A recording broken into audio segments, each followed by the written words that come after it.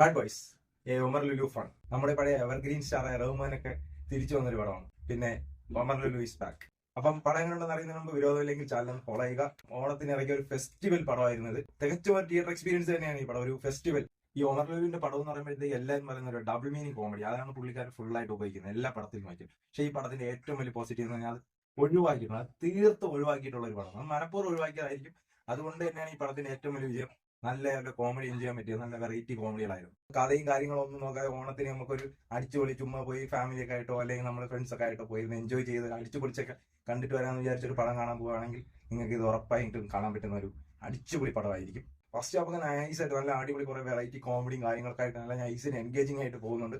നല്ല ഒരു വൈബായിരുന്നു. എല്ലാവരും ഒരു ആളും ബഹളമൊക്കെ ആയിട്ട് കാണാൻ പറ്റിയ നല്ലൊരു വൈബ് ഉള്ളൊരു പടം. നല്ല അടിപൊളി കളർഫുൾ സൂപ്പർ അടിപൊളി മേക്കിങ്, മ്യൂസിക് ആയാലും എല്ലാം നല്ല അടിപൊളിയായിരുന്നു.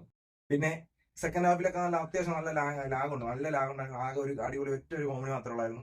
ഇത്തിരി ലാഗ് അടിപ്പിച്ച് കളഞ്ഞെങ്കിലും കുഴപ്പമില്ലാണ്ട് ചുമ്മാ നമുക്ക് ഇങ്ങനെ കണ്ടിരുന്ന് വൈബടിച്ച് പോകാൻ പറ്റുന്ന ഒരു പടമാണ്. പിന്നെ ഈ പടത്തിൽ ആകെ ഒറ്റ ഒരു ക്യാരക്ടർ മാത്രം, ഒരേ ഒരാൾ മാത്രമേ ഉള്ളൂ ഇത്തിരി വേണ്ടായിരുന്നു, ഓവർ എന്ന് നമുക്ക് തോന്നുന്നത്. അത് നമ്മുടെ ഇന്റർവ്യൂ സ്റ്റാർ ആയ ധ്യാൻ ശ്രീനിവാസൻ. പുള്ളി എന്തിനാണ് ഈ പടത്തിൽ വന്നതെന്ന് വെച്ച് കഴിഞ്ഞാൽ പടം കാണാൻ നമുക്കൊന്നും മനസ്സിലാകില്ല. പുള്ളിയുടെ ഒരു ആവശ്യമില്ല, ആകെ ഒറ്റ വെറുപ്പിരി ക്യാരക്ടർ അത് ധ്യാനായി. പക്ഷെ നിങ്ങൾ ഒരു കാര്യം പറഞ്ഞത് OTT കാണുവാണെങ്കിൽ നിങ്ങൾക്ക് ഉറപ്പായിട്ടും പടം ഇഷ്ടപ്പെടത്തില്ല. വളരെ വളുപ്പായിട്ട് ബോറായിട്ടൊക്കെ തോന്നുന്ന ഒരു പടമായിട്ട് ഫീൽ ചെയ്യുള്ളൂ. OTT കാണാനിരിക്കും. ഇത് തിയേറ്ററിൽ തന്നെ പോയി കാണണം. എന്നാലേ ആ ഒരു വൈബ്, അങ്ങനെ ആളും ബേളൊക്കെ ആയിട്ട് നിന്ന് കണ്ടാലേ ആ ഒരു വൈബിൽ കണ്ടാലേ നമുക്ക് ഈ പടം ആ ഒരു എന്റർടൈൻമെന്റിൽ എൻജോയ് ചെയ്ത് കാണാൻ പറ്റുള്ളൂ. മൊത്തത്തിൽ അതിനെ നോക്കുകയാണെങ്കിൽ ഉമർ ലുലു ഇസ് ബാക്ക്.